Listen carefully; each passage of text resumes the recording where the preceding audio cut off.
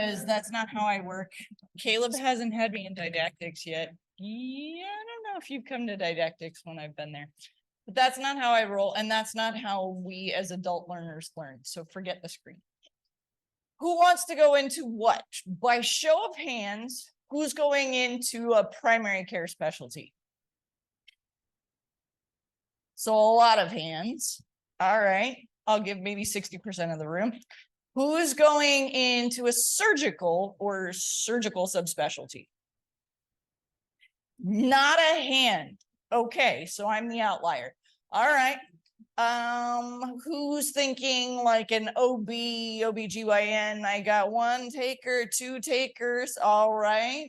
Let's see. What other things are you thinking? Like medicine subspecialties? He's nodding yes. Uh-huh. Okay, what are we interested in? Cardiology. All right. I've got friends that are interventional cardiologists for med school. Yeah. Hemonc, great, good friend of mine from CMDA years. Yeah. Community college. Hey, my best buddies. You guys, unfortunately, I see, well, gratefully not too often, but occasionally. Good. I will tell you, for those that are thinking anesthesia, derm, neurosurge, surgical subspecialties, ENT. I was the crazy wacky ped surge. Certainly research winds up becoming one of those pesky things that basically we got told, hey, this is really important. You have to do this, basically. For others, maybe not so much. Now, I'm old, so that may have changed as far as maybe it's more necessary for OB, for family. We're looking, right? We're always trying to figure out. They gave you some ideas of places to start. The good news is, how many of you feel overwhelmed at the thought of coming up with your own brand spanking new idea, interventional research? Okay, that's what I expected. And the good news is you don't have to do that, right? So you gratefully are at a place where, hey, research is something that is required. And this is one of the things that I told them I was going to talk about. Why do we do research? So, I mean, for obvious reasons, sometimes it's to get where you need to be to do the thing that you need to do, right? So sometimes it's that thing, that hurdle you have to jump through. Okay, there's that. But how many of you think you're going to need to do research in your future lives? I see a few hands. Okay, good. The reality is you're going to. I hate to break it to you, but even those of you going into primary care, guess what? The boards actually care about you doing research. Now, in those for family, it's actually quality improvement projects, so performance improvement projects, but they actually require it. So every 3-year cycle, we're mandated to do one. I will tell you, it's kind of a joke. But that said, you can really do something with it, right? You can actually improve not just the workflow in your office, but the care of your patients. You can improve medicine as a whole. So it's actually something for those of us that are scientifically minded. I mean, that's how we got here, right? It's actually kind of an important thing. And yes, you will have to do it in the rest of your life. Guess what? A bunch of residencies, i.e. family medicine residency as one of them, are required to do research projects. So in your 3 years of family residency, you're required to do it. Surgery, not so much right yet. When I did my gen surge residency, that was not a thing that was required. But for those of us that were looking at subspecialty fellowships, it was highly recommended. And I got to know those guys really well. Now, I'm the goober who I liked the lab. I didn't do it in undergrad for the ways that I went through undergrad, but we had time, and it's just a difference in how med school's done with you guys on the island and now here. We had time between our first year and our second year of med school. It was the one summer we had off.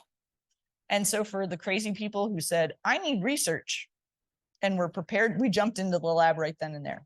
It was a big academic center, so we did bench work, right? Unlike her, I got fun results.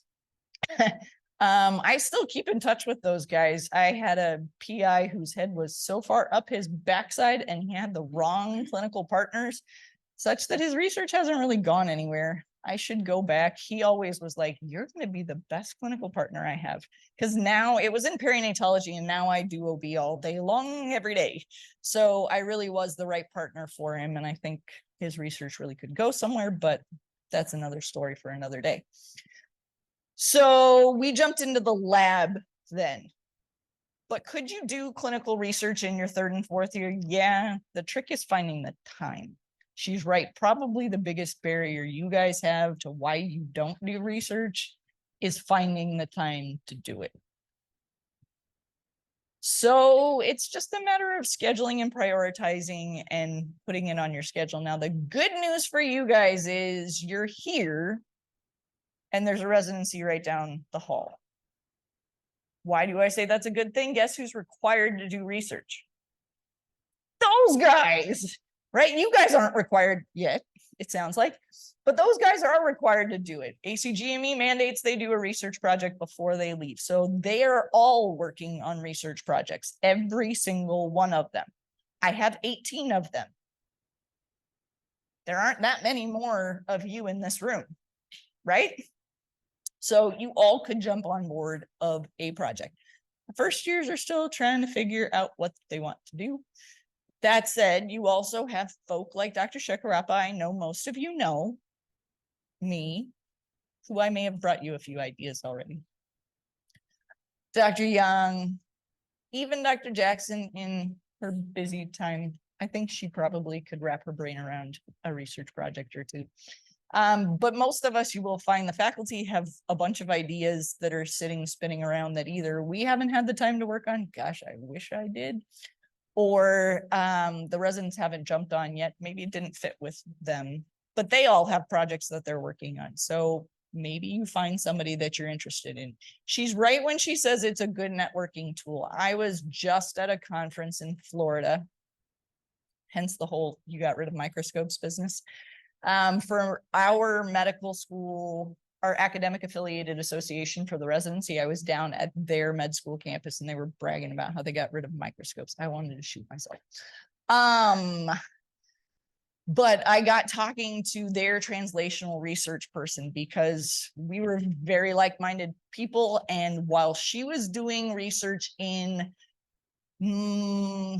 inflammatory neurodegenerative diseases, I know that sounds like a lot. She's looking at Gulf War syndrome. She's looking at a bunch of really interesting things. My most recent issues in neurobiology and research and inflammation was in vascular. And a lot of the stuff she's talking about, I went, have you ever thought about looking at this? Because I see it all the time and the nerves are sitting right there. Can't tell me that one doesn't affect the other, doesn't affect. And so you start talking to people, and she had resources that, man, if I could mobilize her resources for my old vascular lab, watch out, yikes. So you will find people that have, and you'll start building those connections. That's the way research really gets done and gets moved forward. So don't think that you have to do this alone. Do you want to be a first author? Yeah. Can you be a first author? Yeah. Your first time out? You may not want to. Maybe your case report will get you there, but you certainly can do it. When I think about what kind of research options are available, you can do things like case reports where you just write it up. When it comes to the residency, they're always looking for people to help them when it comes with an already started project. So like Tobin was crunching all the numbers on his MIs and barometric pressure. That was a year or two ago. He had students helping him on with that. You can certainly help a resident get an already designed project off the ground. So Josh, one of my residents, is working on a project that I help him design because I was so sick of the residents stopping people's metformin in the hospital.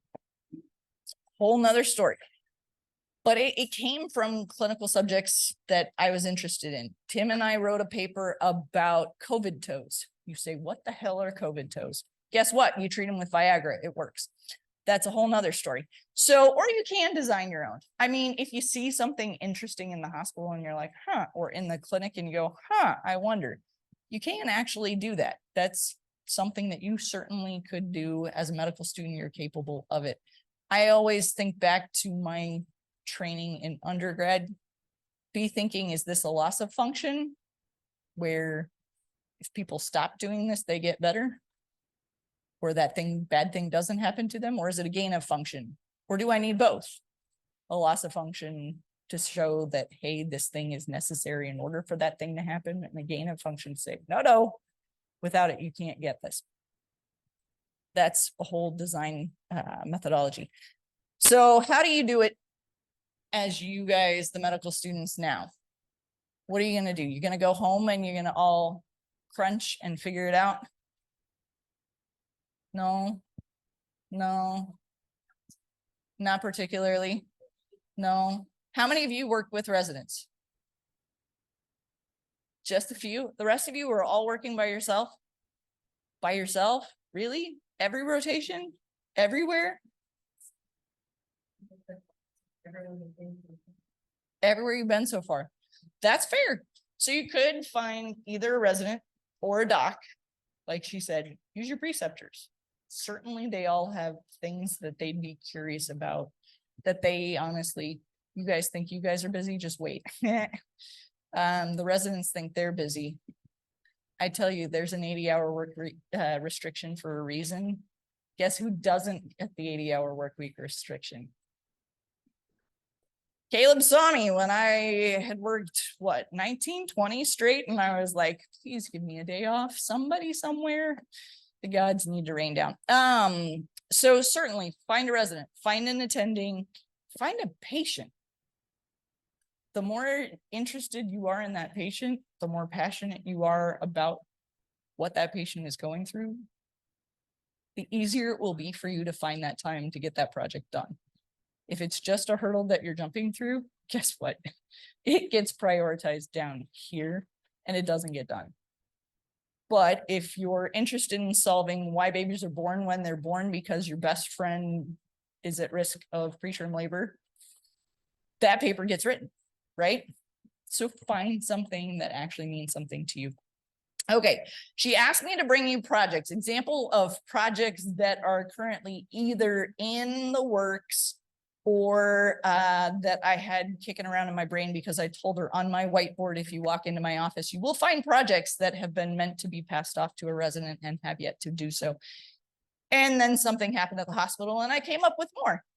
So who thinks hospitalists are more cost effective than primary care docs? There's a couple. All the family docs should be going, oh, hells no, right? Do you think that's a worthwhile topic to look at? Do you think it's been looked at? The answer is yes. You could find 5 to 10 papers that look at whether or not hospitalists do it better than family docs. And there's a bunch of ways you could look at it, right? You could look at, do they provide better quality of care? Do they provide shorter length of stay? Do they provide better hospital reimbursement? Because guess what? There are people who care about that. Guarantee you. So all of those things are things that you could look at. And really, it actually makes a difference. And guess what? The hospital cares, and the hospital is doing things right now that actually would make it really easy to study in our local environment. So I'm sure if you looked, you could say, huh, I wonder what questions there are missing, what gaps there are. Because right now I will tell you that a big group in Warner Robins just switched from having the physician office employed staff rounding at the hospital to now having the hospitalists take all their patients. And I have a point in time when that changed. Easy, really, like, you couldn't kick it any easier. You've got your data set up. You could easily pull the numbers and look. see whether it's more cost effective, see whether it's a shorter length of stay, see whether they get better quality care. The hospital's argument is that